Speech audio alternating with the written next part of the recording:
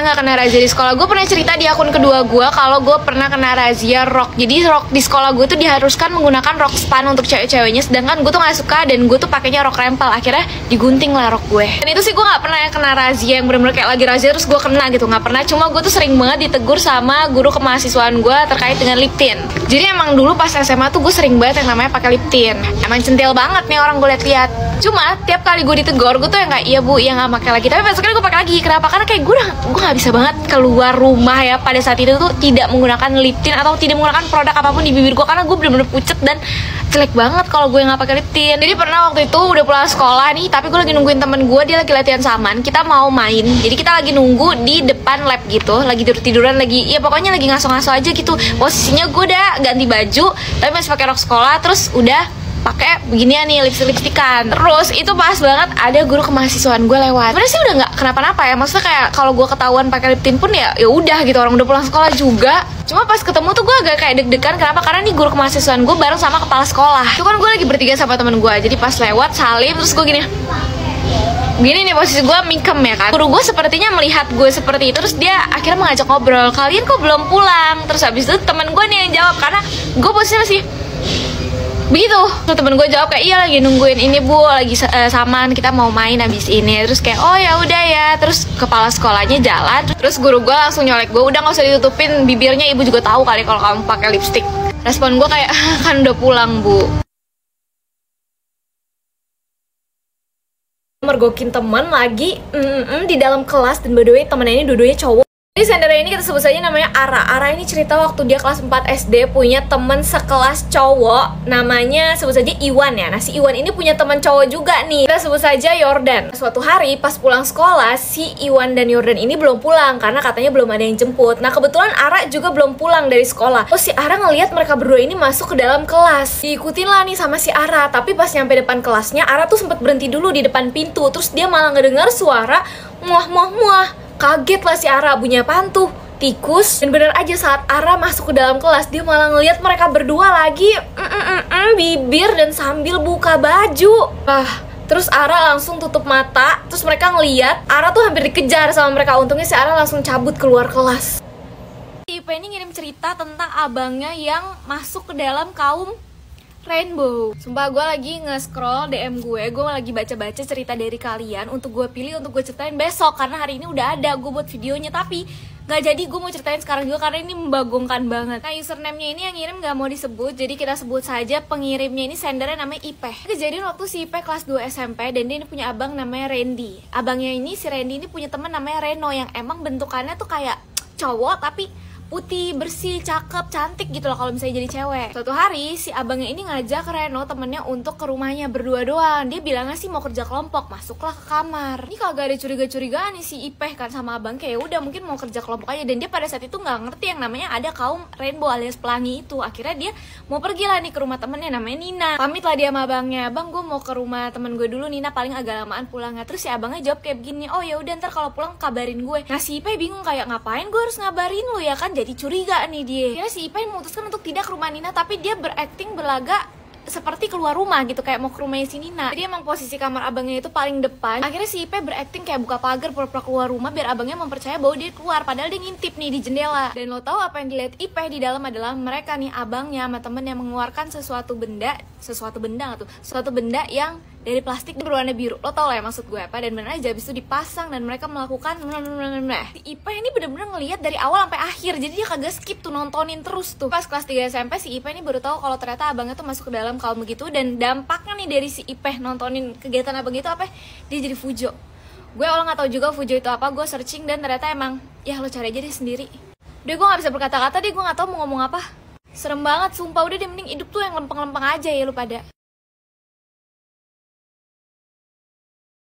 Lagi di segmen yang paling ditunggu-tunggu ya, ceritanya cerita kalian. Gue dapet cerita, jadi tuh dia ditipu sama temennya, kasih susu kotak, tapi ternyata susu kotak ini hasil nyolong di ibu kantin. Sebut saja sender ini namanya Lovely. Jadi kejadian waktu si Lovely ini kelas 3 SD. Jadi si Lovely ini lagi istirahat, nah dia ke kantin nih. Terus dia ketemu sama Dina, temennya nih lagi di kantin. Tiba-tiba si Dina ngasih minum ke dia nih 1 kotak susu. Ini buat kamu. Kagak curiga si Lovely langsung ngambil, beneran buat aku. Si Lovely di situ mikir kayak, ih gila baik banget nih si Dina. Dina ini duduk di samping Lovely Lovely dan minum juga sekotak susu yang sama, tapi dia minumnya cepet banget kayak abis itu udah langsung pergi, cabut. Lovely agak bingung, ngapain nih orang buru-buru banget pengen berak. Pas Lovely sampai di rumahnya, dia langsung diinin sama maknya, kamu ngambil susu kotak di kantin yang nggak bayar. Bingung kan si Lovely, kagak. Akhirnya diceritain lah sama ibunya kalau ternyata ibunya ini dimintain duit sama ibu kantin. Jadi si ibu kantin ini melihat si Dina ini ngambil susu, abis itu dikasih ke Lovely, jadi dikiranya Lovely yang nyuruh Dina. Jadi si ibunya Lovely ini disuruh bayar tuh susu yang diambil. Astagfirullahaladzim, Dina, bener-bener deh lu, Dina, istighfar. Coba gue mau nanya, lo pada punya kakak-kakaan gak sih? Atau abang-abangan, atau adek-adean gitu? Jadi adek ketemu gede, jujur. Gimana sih maksudnya kayak tiba-tiba jadi kayak lo jadi adik gue sekarang, lo jadi abang gue sekarang. Prosesnya gimana tiba-tiba lu punya abang ketemu gede? Coba bukan itu yang mau gue ceritain hari ini, karena kita akan kembali di ceritain cerita kalian episode kakak-kakaan gue ternyata kaum rainbow. Dan kita sebut saja namanya Devi.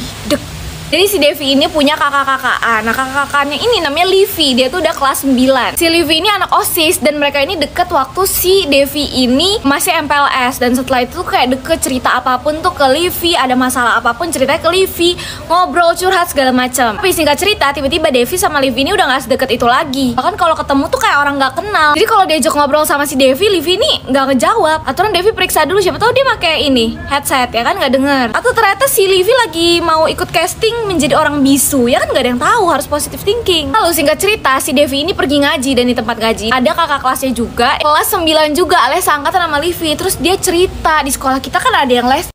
Oh iya, siapa? Tuh si Livy.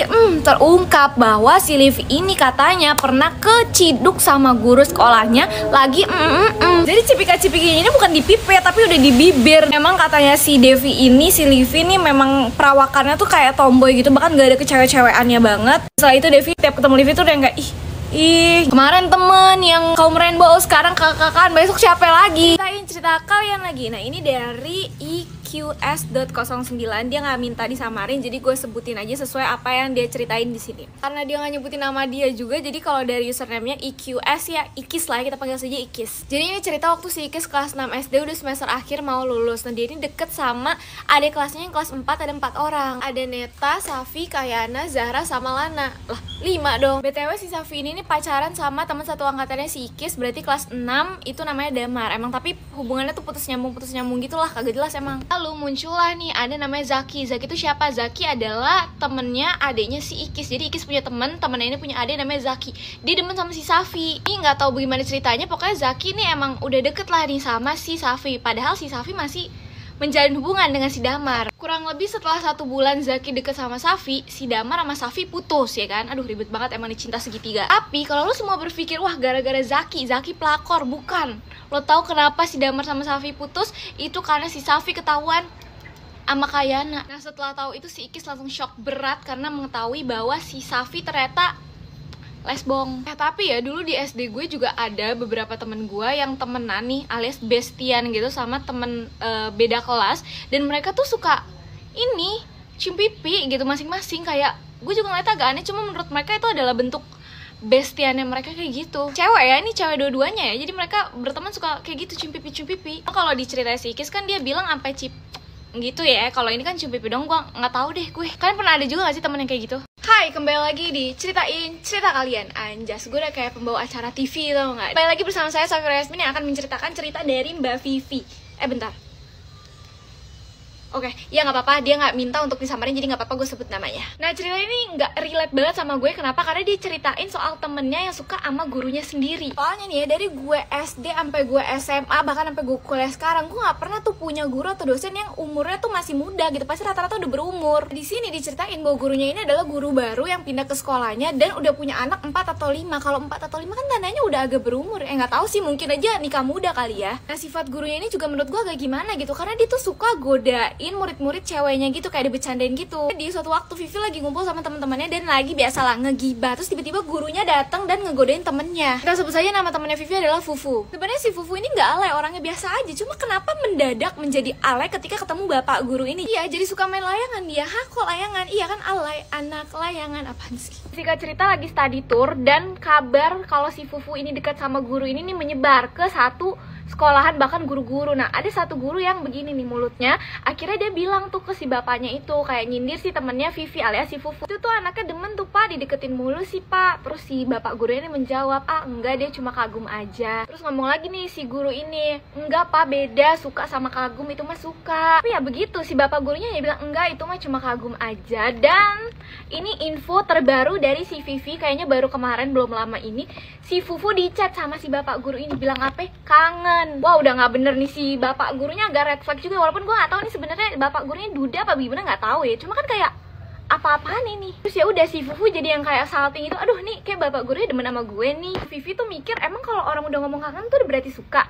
Ya jangan tanya gue, Vi, gue kan kagak pernah dibilang kangen sama bapak guru gue. Jadi lo pada komen deh, menurut kalian tuh pada bagaimana itu. Hai semuanya, kembali lagi di segmen yang paling ditunggu-tunggu, yaitu ceritain cerita kalian. Cerita ini dari username Davina Revita. Jadi dia ceritain tentang gurunya nih yang suka musik gitu. Jadi ini baru banget kemarin katanya. Jadi pas dia lagi latihan, gue juga gak tahu latihan apa ya, latihan paskib, latihan nari, latihan dance, gak tahu latihan apa. Pokoknya dia lagi latihan. Pas lagi sesi istirahat nih, dia tuh lagi nunjukin ke temennya ini video ini loh TikTok yang yang begitu, yang pakai filter jambu, yang mukanya kayak jambu begitu, tahu kan lo pada. Posisi temannya ini duduk di samping gurunya, yang otomatis pas dikasih unjuk kayak begini ya ibunya juga ngeliat nih ya kan. Nah selesai videonya dilihat ini nih, si ibunya langsung ngomong kayak gini, ibu mah jijik ya kalau ngeliat-liat kayak gitu.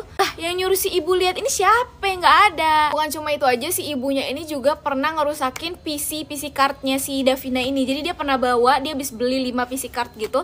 Ya kan PC card nyebutnya apa sih, gue nggak tahu deh, pokoknya itulah, lo tau kan ya. Terus pas nyampe sekolah, pas dipamerin ke temen-temennya, si ibu gurunya langsung masuk dan ngelipet dan ngerusakin aja tuh tanpa sebab. Lucunya adalah pas dia ngasih tahu gambar PC-nya yang dilipet ini, lo harus lihat siapa. Lah ini masih Nizar. Ternyata si Davina adalah salah satu dari jutaan bini-bininya Nizar. Coba di sini yang ada bininya Nizar juga nih ya, coba di komen kalau kalian punya PC-nya si gambarnya Nizar ini terus dirobek atau dilipet sama guru kalian, apa yang akan kalian lakuin? Cerita kali ini tentang murid dan guru yang begituan.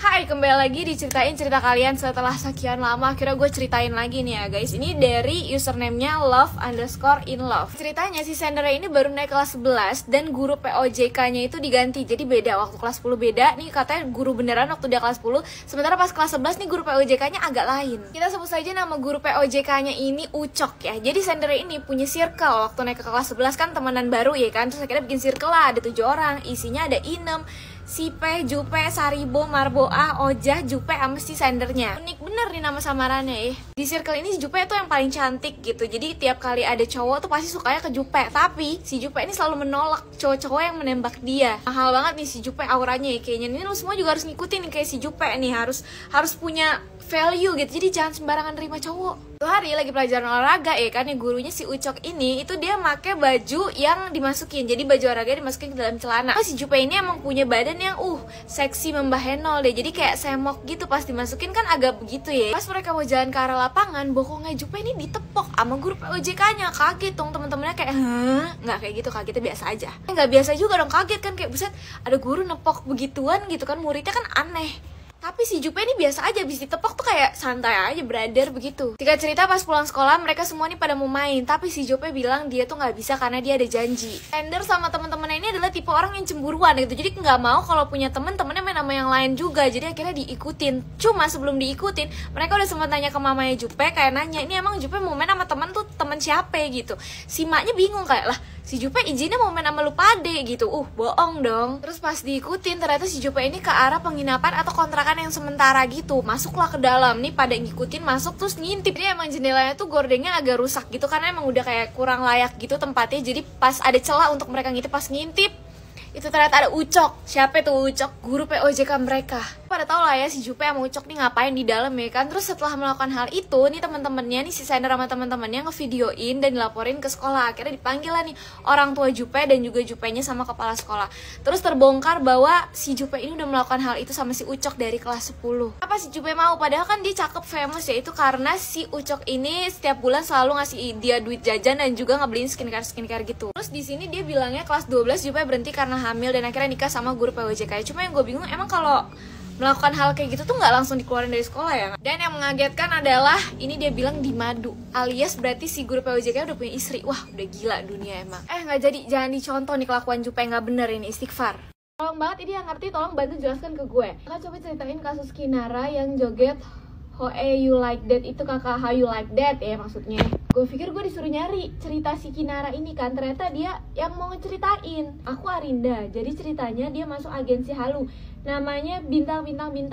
Dia di dalam grup chat itu membuat kegaduhan, contohnya mengirimkan 18+ dan mengirimkan VND bintang S bintang H. Bahkan dia menghack beberapa kontak orang yang di grup chat itu, dan ternyata dia baru ngaku kalau dia itu sebenarnya laki-laki, namanya Fahri. Dia pandai menghack nomor HP orang itu dari kakeknya. Tolong ceritain di VTT. Pokoknya dia minta ceritain. Segini doang ceritanya. Maksudnya apaan sih nih? Antara ini yang gak jelas tuh gue yang gak paham. Coba deh lu jelasin kalau lu ngerti. Ayo sekarang kita yang teleponan. Mau gimana pun kamu kan masih pacar aku. Ceritain cerita kalian lagi, tapi kali ini ceritanya soal percintaan bocil SD. Gendernya kita sebut saja Ira namanya. Jadi ini dia cerita soal dia pacaran dengan Backstreet. Jadi awal mula dia pacaran itu karena si cowoknya ini ngechat si Ira duluan dengan bilang save ya Bambang. Nama cowoknya Bambang. Si Bambang ini adalah teman rumahnya si Ira, dan dia juga merupakan kakak kelas waktu SD si Ira. Tapi posisinya sekarang si Bambang udah SMP. Nggak cerita akhirnya mereka jadian. Tapi si Bambang bilang ke si Ira, kita Backstreet aja ya. Kenapa Backstreet? Nggak tahu. Emangnya gue Ira? Dikira gue dukun kali, bisa nebak. Si Bambang nih kalau ngajakin si Ira main, jemputnya depan gang pasti. Backstreet soalnya. Sampai suatu hari temennya Ira nih nginep di rumahnya si Ira. Terus cerita lah kalau dia demen sama cowok. Lu tahu cowoknya siapa? Cowoknya si Ira. Kok bisa? Kenal dari mana? Jadi memang temennya Ira ini tuh udah kenal gitu sama anak-anak di perumahannya si Ira. Termasuklah kenal dengan si cowoknya ini, si Bambang. Ira nih gak cerita kalau misalnya dia udah jadian sama si Bambang, kan emang mau Backstreet. Sampai di mana Ira bilang, oh ya udah kasih tahu aja. Maksudnya si Ira nyuruh confess tuh sama temennya. Temennya nih kita samarin aja namanya Lela ya. Kiranya Ira tuh kayak si Lela ini gak akan berani kan, ternyata dia berani. Dia confess di depan semua orang. Jadi mereka lagi main, terus habis itu si Lela nih confess ke si Bambang di depan orang-orang, termasuk ada si Ira juga. Bukan sampai situ aja. Ini yang bikin shock Ira adalah jawabannya Bambang. Karena apa? Diterima tuh. Abis diterima dia berpelukan. Ternyata habis lu pada berpelukan. Gak cuma sampai situ aja. Malamnya si Lela masih nginep di rumahnya Ira. Terus mereka ngapain? Telepon-teleponan. Gue kalau jadi Ira tuh ya, kalau si Lela telepon-teleponnya pakai wifi gue matiin tuh wifi gue. Terus udah kelar teleponan, si Lelanya udah tidur, nggak lama si Ira yang ditelepon sama Bambang. Lu tahu si Bambang ngomong apa ke Ira? Ayo sekarang kita yang teleponan, mau gimana pun kamu kan masih pacar aku. Nggak habis fikri gue ada orang kayak si Bambang.